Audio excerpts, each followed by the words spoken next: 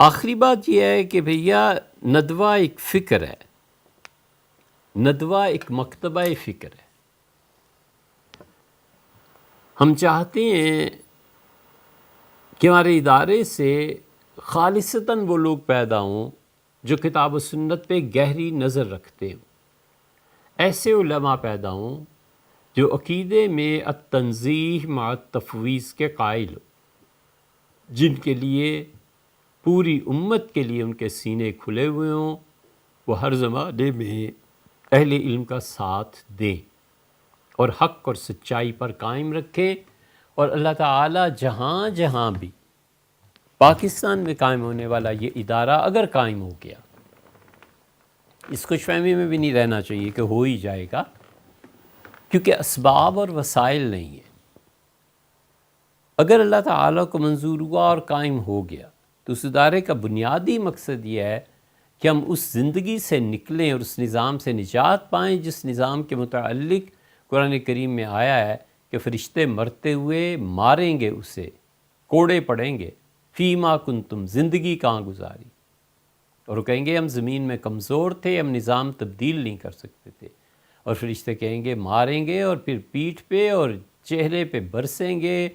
آگ کے کوڑے، اور فرشتے کہیں گے لم تکن ارض اللہ واسعۃ فتہاجروا فیہا، اللہ کی زمین وسیع نہیں تھی، کہیں اور جا بسے ہوتے، کیوں اس نظام کا حصہ رہے؟ اس نظام کے خلاف کام کرنا ہے۔ اس لیے پوری دنیا کے مسلمانوں میں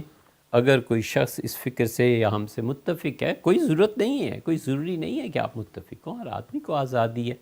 کہ وہ جو بھی عقیدہ رکھنا چاہے، جو بھی اعمال وہ جانے اور اللہ جانے۔ وَمَن تَبِعَنِي فَإِنَّهُ مِنِّي، اور حضرت ابراہیم علیہ السلام نے کہا اللہ جو ہماری بات مان لے وہ ہم ہی میں سے ہے، وَمَن عَصَانِي، اور جو نہ مانے پروردگار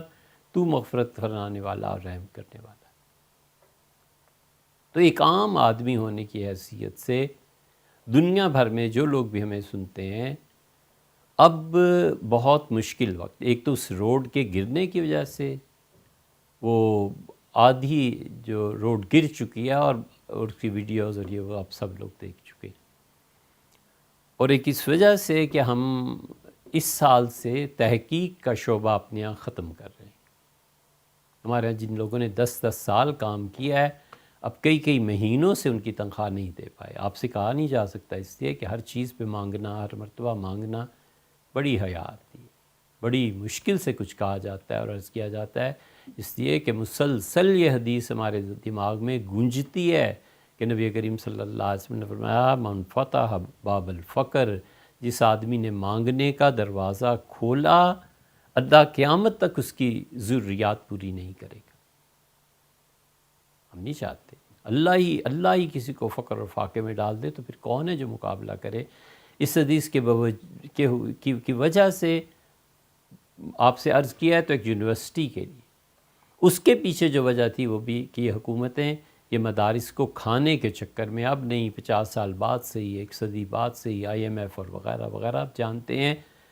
اور اسی لیے ہمارے یہاں کے قانون اسمبلی نے منظور کر دیا ہے کہ جو گورنمنٹ کا ایڈمنسٹریٹر کسی مسجد اور مدرسے میں جا کے سمجھے گا کہ یہاں پر حکومت کے خلاف کچھ ہو رہا ہے یا کوئی آدمی تقریر کر رہا ہے، بول رہا ہے، تو وہ اس کو گھر نکال کے بھیج دے اور ایڈمنسٹریٹر اپنا قبضہ اس پہ کر لے، پھر گورنمنٹ کی طرف سے جو ایڈمنسٹریٹر آئے گا وہ کام کرے گا اور اس لوگوں کو نکال دیا جائے گا۔ مثلا 20 سال سے ایک مسجد میں کوئی امام ہے، لوگوں کو تعلیم دے رہا ہے، حکومت کے خلاف کی بات کی، AC صاحب آئے اور AC صاحب نے کہا چلو مولوی صاحب یہاں سے، اور مسجد لاک اور میرے قبضے میں، جب چاہوں گا کھول دوں گا، جب چاہوں گا بند کر دوں گا۔ یہ بل آپ کی اسمبلی میں پیش ہوا ہے، اور پیپلز پارٹی، مسلم لیگ اور یہ جو موجودہ حکومت ہے، ان سب نے مل کے اسے پاس کیا ہے۔ شاید جماعت اسلامی کے ایک MNA تھے، انہوں نے اس کے خلاف تقریر کی۔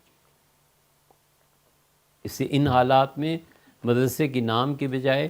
یونیورسٹی کا نام لیا جائے، اس میں ہاسپٹل اور یہ چیزیں بھی بنائی جائیں، اسکول بھی بنایا جائے، تاکہ گورنمنٹ ایک مرتبہ ہاتھ ڈالتے ہوئے مستقبل میں بھی کبھی سوچے کہ یہ کیا ہے۔ تمہارے پاس اسباب اور وسائل اس مد میں نہیں تھے، اس لیے ہم نے جتنے تحقیق میں بچے کام کرتے ہیں ہم نے ان سے معذرت کر لی کہ بھیا ہم اسے کر نہیں سکتے۔ یہ جو تھوڑا بہت سلسلہ ہے اور یہ جو قدرتی آفت ہے اب آ گئی ہے، اس کے لیے پوری دنیا میں جو بھی مسلمان سنتے ہیں، آسٹریلیا میں، انڈیا میں، امریکہ میں، برطانیہ میں، جہاں سے فون بھی آتے ہیں، جہاں سے وغیرہ، ابوظہبی میں، ان سے درخواست ہے کہ رمضان میں اور اب جو زکوٰۃ ہے اس میں خیال کیجئے، اور ہمیں اس مد میں $5 لاکھ US چاہیے، یہ زکوٰۃ جمع ہونی چاہیے۔ اگر ہم سے متفق ہیں تو آپ کوشش کیجئے اپنے دوستوں سے، اپنے خاندان سے، خود آپ، بہت سے اللہ کے اچھے بندے ہمیشہ خیال کرتے ہیں، گلزار صاحب ہیں، خالد صاحب ہیں، ہمایوں ہیں، سہیل، اور اسی طرح بہت سے، طارق سعید ہیں، فراز صاحب ہیں، کتنے لوگوں کا نام لیں، کینیڈا میں دوست ہیں، وہ ہمیشہ خیال کرتے ہیں۔ اسی طرح آسٹریلیا میں ہیں، بلوچ صاحب ہیں، دبئی میں خاتون ہیں، یہ سب لوگ زکوٰۃ اور صدقات کی مد میں بھیجتے رہتے ہیں۔ دو چیزیں ذرا غور سے سن لیجئے، ایک تو یہ کہ زکوٰۃ کے اور صدقات کے علاوہ پیسے نہیں چاہیے،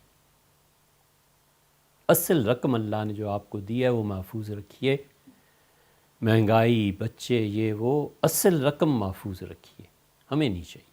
ہمیں صرف آپ زکوٰۃ بھیج دیں اور صرف آپ صدقات بھیج دیں بس۔ اور طریقہ کار یہ ہے کہ ہمیں جو کچھ مختلف مدات میں خرچ کرنا ہوتا ہے وہ الگ الگ ہے۔ بہت سے دوست ایسے ہیں جو کئی لاکھ روپیہ خالص حلال مال بھیجتے ہیں اور کہتے ہیں کہ یہ جہاں چاہو خرچ کر لو۔ ہم کیا کرتے ہیں، اس حلال مال کو تعمیر میں یا کسی اور چیز میں لگا دیتے ہیں، اور جو بچے جو آتے ہیں ان کی ضروریات پوری کرنے کے لیے یہ زکوٰۃ ان بچوں پہ لگا دیتے ہیں۔ تو مال کا تبادلہ ہو گیا نا، اسے ہمیں آپ کا اصل مال نہیں چاہیے۔ زکوٰۃ کے لیے آپ محنت کیجئے، اس دعا کے ساتھ کہ اللہ تعالیٰ یہ سلسلہ جاری رکھے، وگرنہ کبھی یہ بھی بند ہو گیا تو ہمارا آپ کا تعلق کیسے ہوگا، ایک چیز۔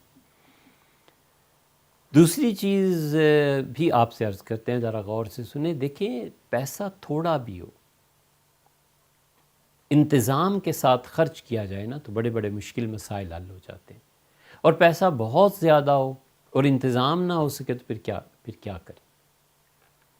ایسے دوست ہیں جنہوں نے $50,000 بھجوا دی، دبئی میں خاتون ہیں، وہ کئی لاکھ، اب بھی انہوں نے کئی لاکھ بھجوائے۔ ایک مرتبہ ہم نے ان سے عرض کیا کہ ایسے نہ کریں، مثلاً فرض کیجئے کہ زکوٰۃ 11 لاکھ بنتی ہے، ہر مہینے 1 لاکھ بھیج دیجئے بس، محفوظ رکھیے پیسے کو۔ انہوں نے عمل کیا، ہر مہینے 25,000 مل رہا ہے۔ الحمدللہ ہمیں پتہ ہے کہ 25,000 روپے دبئی سے آ جائیں گے، بچوں کے اخراجات اتنے ہیں، اچھا بھئی 25,000 وہاں سے آ جائیں گے، یہ تم اس میں کاٹ لینا، اس کو دے دینا، بچوں کے لیے، یتیم بچے ہیں، یہ ضرورت پوری ہو جائے گی۔ اس طرح سے کرنا چاہیے۔ آپ رمضان میں $1 لاکھ بھیج دیتے ہیں، اس سے بہتر ہے کہ آپ ہمیں $10,000 ایک مہینے کے بعد بھیج دیں۔ ہمیں پتہ ہو کہ اس دوست نے زکوٰۃ کے پیسے $10,000 بھیجنے ہیں، یہ پیسہ اس مد میں استعمال ہو جائے گا، چاہے وہ تھوڑا ہے، چاہے وہ تھوڑا ہے، لیکن ایک سسٹم کے تحت آپ بھیجیں گے، اس سسٹم کے مطابق ہمیں خرچ کرنے میں سہولت بھی رہے گی، راحت بھی رہے گی۔ اور اصل چیز تو یہ ہے کہ اللہ تعالیٰ جس کو چاہے جہاں سے چاہے رزق دیتا ہے، لیکن جو اخراجات اگلے سال تک اب آ رہے ہیں اور جس قدرتی آفت میں ہم گھرے ہوئے ہیں، اس سے زکوٰۃ اور صدقات کا رمضان المبارک میں $5 لاکھ جمع کرنے چاہیے، یہاں پہنچنے چاہیے۔ آپ تعاون کریں، اللہ تعالیٰ آپ کا مددگار ہو اور اللہ تعالیٰ آپ کو توفیق بخشے، اور نہ تعاون کریں تو بھی کوئی بات نہیں یار، اس میں کون سی برا منانے کی بات ہے۔ اللہ ہی ہے جو دیتا ہے، اور اللہ ہی ہے جو اپنے بندوں کی مدد کرتا ہے، اور اللہ ہی ہے جس پہ اعتبار کرنا چاہیے، اور اپنے آپ کو اللہ ہی کے حوالے کر دینا چاہیے۔ اسی کے فیصلے نافذ ہوتے ہیں، اسی کے لیے تعریف ہے۔ وہی ذات ہے جو اپنے بندوں کی ضروریات کو پوری کرتی ہے، وہی پالتا ہے اور وہی اپنے بندوں کا خیال کرتا ہے۔ السلام علیکم ورحمۃ اللہ وبرکاتہ۔